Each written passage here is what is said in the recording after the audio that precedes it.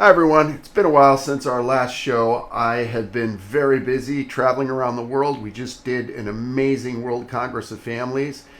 In today's show, I want to focus on our donors and supporters who helped make this most recent World Congress of Families and everything we do possible. Your generosity means so much to us, and today I want to focus on the impact that you're having all around the world. We are changing history together, and it is inspiring. I want to not just talk about what we're doing, but show you what we're doing. It's hard, I know, for everyone to be able to get to one of our events, whether it's a World Congress of Families or one of our regional events. But we've taken some great video that can show you exactly what happens and the impact that these events have. Our last World Congress of Families was our largest ever, and thank you to our donors who helped make it happen. Over 9,000 people came together from all over the world in Mexico City. We had two cardinals of the Catholic Church, leaders from the LDS Church, evangelicals, people of all different faiths come together to stand for the natural family. And what was especially inspiring was the amount of young people that were there. Thousands and thousands of young people standing up for the unborn, standing up for the natural family, and you can see it yourself in this highlight video.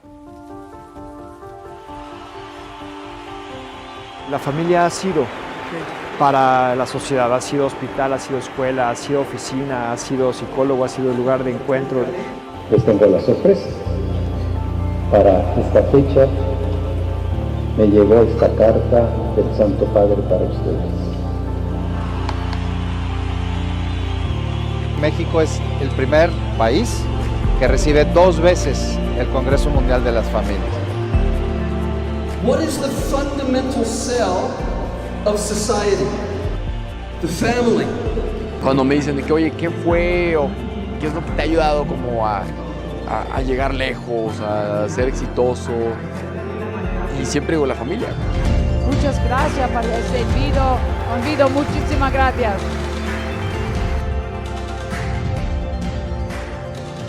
Parece que el reto para la empresa es lograr el equilibrio del trabajo y la vida familiar. La familia tiene que adelantarse porque tiene mucho que proponer. Tiene que proponer lo único que importa, que es el amor. From all over the world, people have come together to do what? To celebrate, to promote, to protect the family.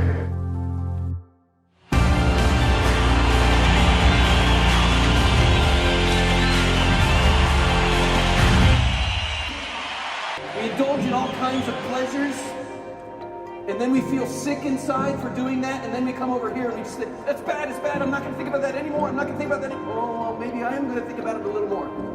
And we just go back and forth between indulge and repress. And I learned from St. John Paul II that there's a third choice. Now, she passed away a couple years ago, and I remember being at her funeral, standing over her casket, and her husband, my grandpa's there, and he's leaning over, and he just wants to be close to her. He leans over, and he gave her one kiss on the nose, and he said, bye, babe. And I saw it, I'm like, that's it. Like, that's what I want. Tú imagínate una persona sana, yo estoy sano, mis pies, mis brazos, mi corazón, me ves perfecto, dices, estás sano. Dramáticamente enfermo, soberbio, lujurioso, perezoso, insultando al marido, a la mujer, caprichos. Un hombre sano, una mujer sana, dramáticamente enferma. Cuando un amor es verdadero, ese amor saca lo mejor de tu persona y te ayuda a crecer como ser humano y te enseña a cerrar las heridas del pasado.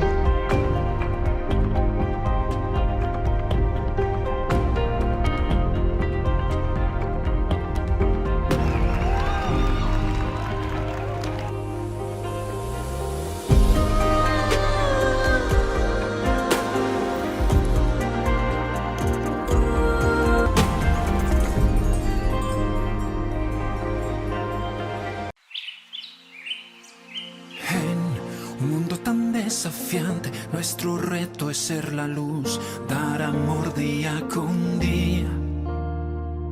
Ven y seamos esperanza, testimonio de valores, de unidad y de alegría. Que reconozcamos que el ser humano vale tanto, que vale la pena que existan todos los seres humanos, ¿no? Que entonces no podemos dispensarnos de ninguno, ¿no? En la familia es donde nacen los seres humanos, donde no solo se crían, sino se educan, se les ayuda a ser cada día mejor persona, y esto es una aportación a la sociedad muy importante. Somos uno.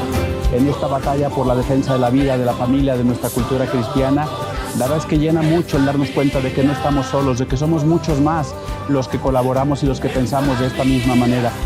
Siempre juntos. Hemos contado cerca de 8,000 personas que en distintos momentos han participado de este gran evento. Ustedes lo han hecho. Su ambiente, su alegría, esos abrazos que han compartido, esas esperanzas, esos anhelos. Gracias por estar aquí. Ven, que no importa ya tu credo, ni tu raza, ni color. Pues nos une el corazón. Mi experiencia en el Congreso fue vivir un trabajo en equipo extraordinario. Fue poner mi granito de arena. Transmitir alegría. Fue ver a Dios en las sonrisas de las familias. Fue saber que se puede hacer un cambio. Que pequeñas acciones pueden hacer una gran diferencia. Significó esperanza al ver la entrega de todos los voluntarios que son un testimonio. Ser parte del Congreso fue una experiencia única. Fue ver realmente un mensaje de esperanza. De quienes queremos luchar por la familia. Siempre juntos, en familia. Juntos podemos construir una mejor familia, una a una, para que podamos tener una mejor sociedad. ¡Que viva la familia! En familia. En familia. E questo è il grande reto, y sin las familias no hará el futuro de toda la humanidad. Lo mejor, un solo corazón en familia.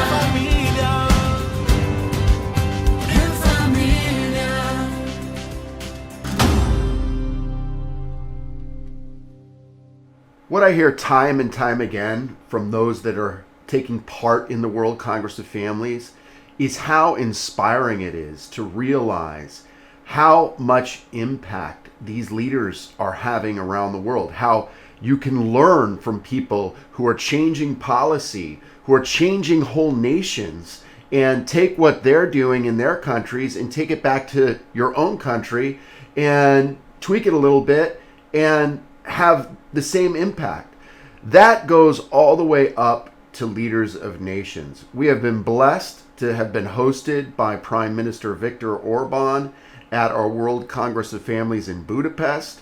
Our good friend Katalin Novak, who was the Minister of Families at the time of the Budapest World Congress of Families, is now the President of Hungary, and most recently a speaker that absolutely electrified the audience in Verona is now the Prime Minister of Italy, Giorgia Meloni. This next video highlights the many different World Congress of Families we've had and highlights the leaders that have helped change the world.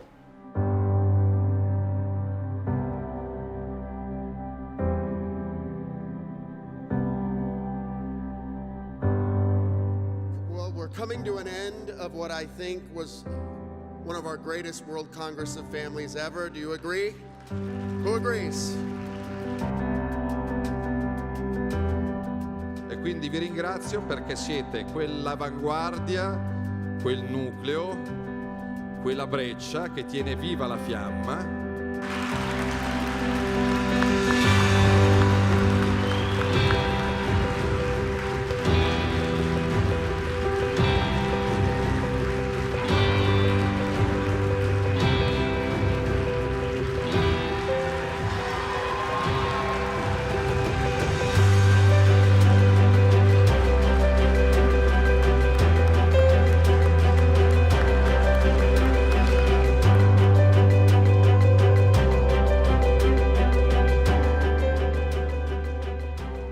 Proposed Verona Declaration. Verona, a noble city of art, of culture, and of ancient civilization, which for centuries has been called the City of Love, proclaimed itself in October 2018 to be the city for life. Today it has also become the city for the family.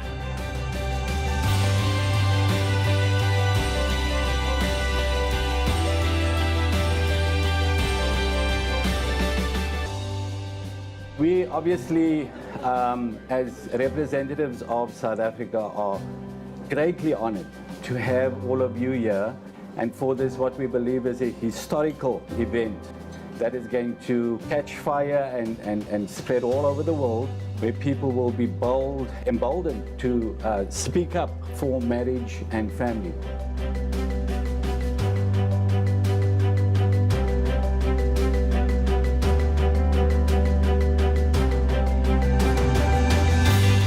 This might be the mountaintop experience, and you'll go home and you'll say, okay, now what do I do? Well, you need to meet these people over to the side after the session, and they will tell you what you can do in your region. They'll tell you that you only need one person to start this.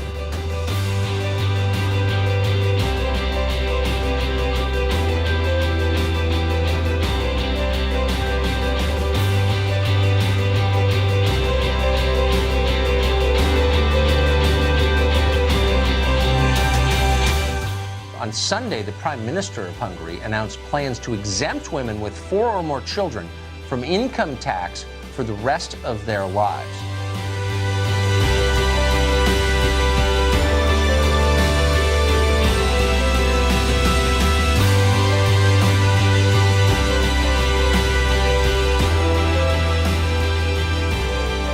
When you look at the dance that occurred earlier and you see the joy and beauty of a man and a woman and a child, how can your heart not be moved?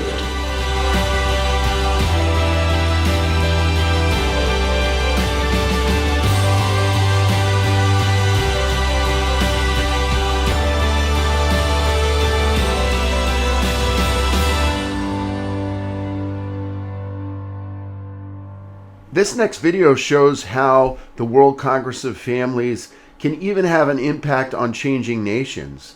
Giorgia Meloni was the leader of a relatively small party in our 2019 World Congress of Families in Verona, for Fratelli d'Italia.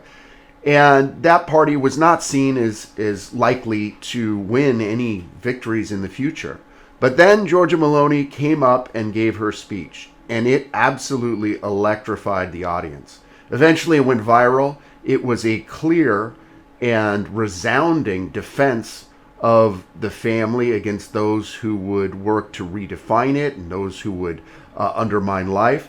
And it had millions and millions of viewers all around the world. Now, a lot of people don't know that that video comes from our World Congress of Families.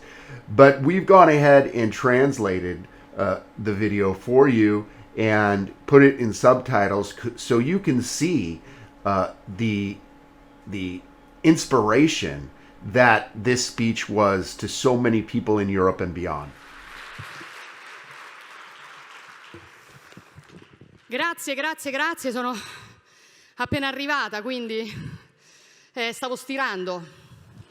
Poi ho trovato 10 minuti per venire a parlare un po' di politica con voi e davvero penso che questa presenza così numerosa qui fuori, nonostante le tante polemiche attorno a questa iniziativa, a questo congresso, siano la risposta migliore che si potesse dare. Grazie ovviamente a tutti quelli che ci hanno lavorato, grazie a Brian Brown, grazie a Jacopo Coghe, grazie a Tony Brandi, a Massimo Gandolfini, grazie a tutti coloro che hanno consentito che questo appuntamento si celebrasse, grazie per non aver ceduto, grazie per il coraggio, grazie per la determinazione con la quale non solo oggi, ma da qualche anno con il vostro lavoro, con il lavoro di tante associazioni, avete contribuito a tenere alcuni temi che erano destinati a essere espunti dalla politica, invece li avete mantenuti vivi, accesi, presenti. Ci hanno detto di tutto per questo congresso. Hanno detto che siamo retrogradi, che siamo sfigati, che siamo impresentabili, che siamo oscurantisti, che è uno scandalo che c'è qualcuno che voglia difendere la famiglia naturale fondata sul matrimonio, che voglia incentivare la natalità, che voglia dare il giusto valore alla vita umana, che voglia sostenere la libertà educativa, che voglia dire no all'ideologia gender. Rispedisco a una al mittente queste accuse. Io penso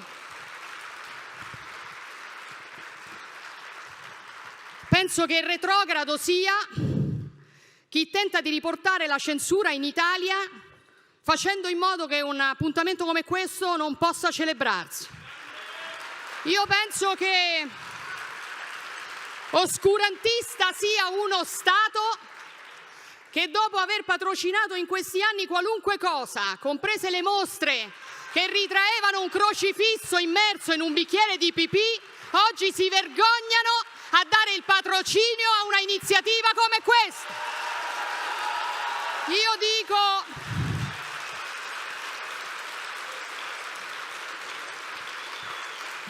Io dico che sfigato è chi non ha nulla da fare che venire qui a insultarci mentre cerchiamo di parlare di cosa si possa fare per la famiglia italiana, ma soprattutto dico che impresentabili non siamo noi. Impresentabili sono quelli che sostengono pratiche come l'utero in affitto, l'aborto al 9° mese e il tentativo di bloccare lo sviluppo dei ragazzi con dei medicinali a 11 anni. Quello è impresentabile. Hanno detto di tutto su questo congresso. Hanno detto di tutto su questo congresso. Che noi vogliamo limitare la libertà delle donne, che noi le vogliamo a casa a stirare. Ma me ci vedete a casa a stirare? Dico, figuriamoci se io, unico segretario di un partito politico donna in Italia, se io che mi sono candidata incinta a sindaco di Roma, sono stata anche molto redarguita per questo, figuriamoci se penso che le donne debbano essere relegate non si sa bene dove. È l'esatto contrario. Noi vogliamo garantire diritti che oggi non ci sono. Il diritto per una donna a essere madre senza per questo dover rinunciare ad avere un posto di lavoro. Il diritto di una donna a essere madre e scegliere di non lavorare e non dover per questo morire di fame. Il diritto di una donna che si trova a dover abortire perché non ha alternative, di avere quell'alternativa. Perché non è vero che oggi è garantita l'autodeterminazione delle donne. Se una donna ha solo la possibilità di abortire, quella non è autodeterminazione. L'autodeterminazione c'è se quella donna può anche fare un'altra scelta, che è quella che vogliamo garantire. Allora, vedete, noi siamo qui per difendere le donne, per difendere le famiglie, per chiedere tante cose che abbiamo anche portato nelle aule parlamentari. Fratelli d'Italia è il partito che ha proposto il reddito d'infanzia, al quale crediamo più che al reddito di cittadinanza, lo dico sinceramente. Le risorse per chi mette al mondo un bambino, perché chi mette al mondo un bambino fa una cosa utile per tutta la società. Abbiamo chiesto e proposto asili nido gratuiti, aperti fino all'orario di chiusura dei negozi, aperti anche il sabato, dare la possibilità a tante mamme che lavorano di avere un'alternativa. Abbiamo chiesto la piena applicazione della legge 194 per le ragioni che dicevo, la possibilità di avere sostegni economici per quelle donne che si impegnano e che preferiscono portare a termine la gravidanza anche nel caso in cui volessero dare quel bambino in adozione. Abbiamo chiesto una moratoria in sede ONU per dichiarare l'utero in affitto reato universale, perché quella sì è una mortificazione ed è una violenza sulle donne. Vogliamo portare in Europa questo tema, perché è scandaloso che l'Europa non abbia tra le sue linee prioritarie di finanziamento il tema della natalità. La denatalità è la più grande questione europea aperta. Se non affrontiamo questo, tutto il resto di quello che facciamo non serve a niente. E allora perché, se l'Unione Europea ha un programma Erasmus per la mobilità, se ha un programma Horizon per la ricerca scientifica, non possa avere un programma famiglie per favorire la natalità, per investire risorse sulla natalità? Sono tutte le proposte che facciamo. Vi sembrano così folli? Vi sembrano così oscurantiste? Vi sembra che vogliamo togliere diritti? Il Medioevo, che poi voglio dire, a ben guardare il Medioevo sarebbe anche l'epoca delle cattedrali e delle abbazie, l'epoca in cui sono nati i comuni, le università, il Parlamento, l'epoca di Dante, Petrarca, Boccaccio, l'epoca di San Francesco e di San Benedetto, ma da gente che non sa manco dove sta Matera non ci aspettiamo che abbiano cenni di storia, mettiamola così.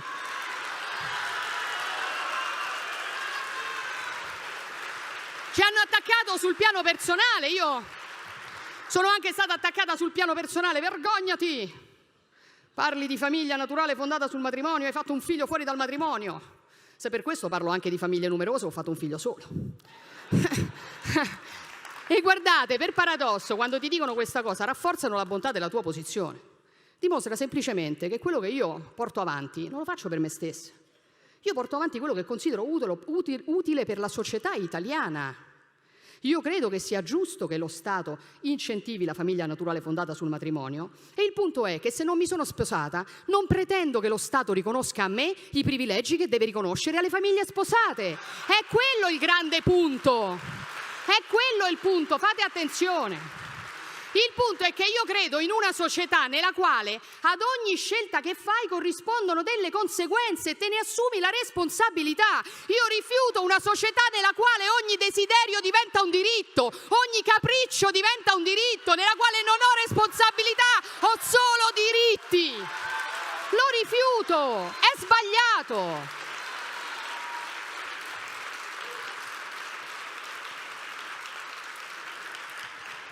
E la dice lunga anche su questo fatto, perché voi, io non ho un approccio confessionale a questa materia, credo in Dio, ma non ho un approccio confessionale a questa materia, fatevene una ragione.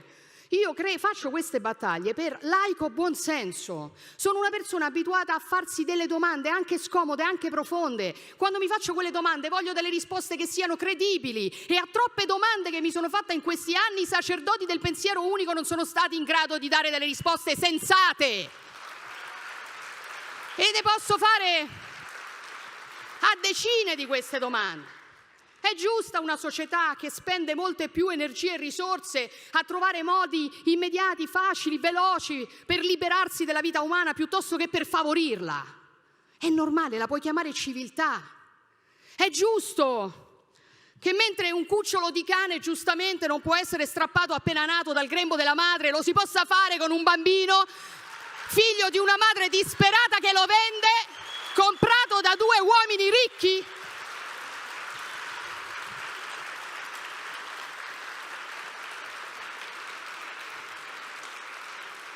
Perché i giudici italiani tolgono la patria potestà a due genitori sposati, genitori naturali di una bambina?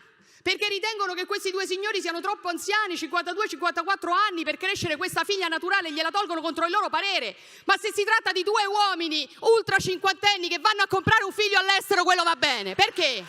Perché? Perché? Perché se ci hanno detto...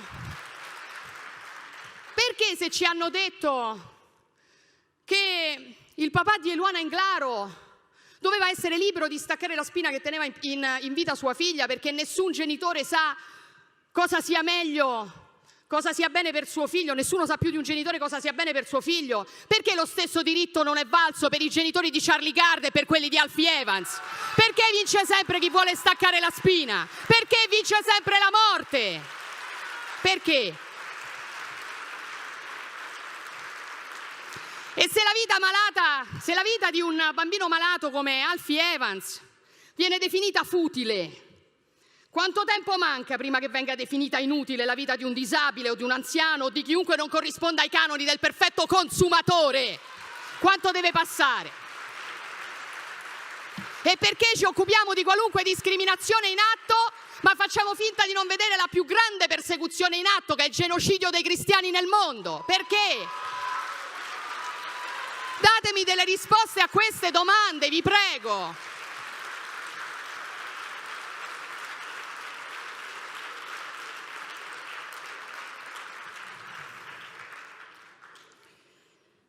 Potrei farne tante altre di queste domande.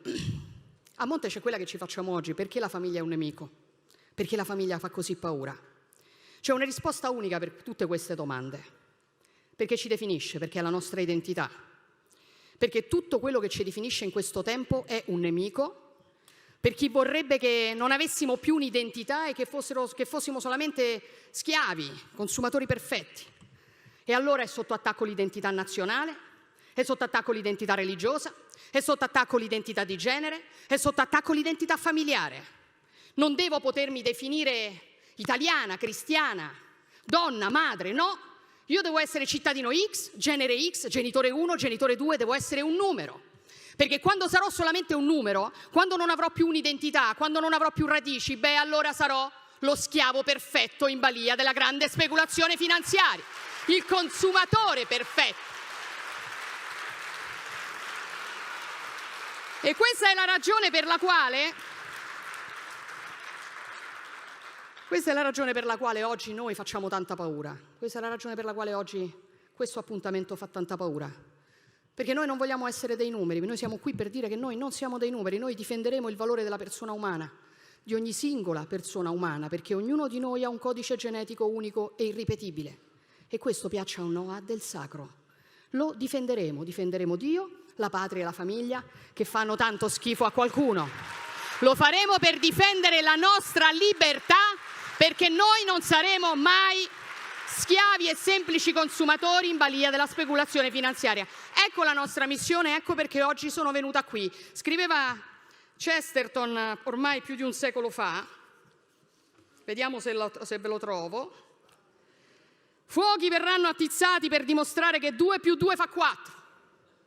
Spade verranno sguainate per dimostrare che le foglie sono verdi in estate. Quel tempo è arrivato, signori. Siamo pronti. Grazie.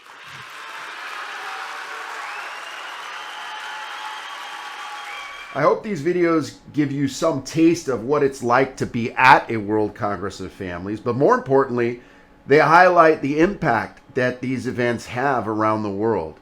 One example, if you look at Eastern Europe, the abortion rate has declined by 750,000 abortions from 2010 to the present.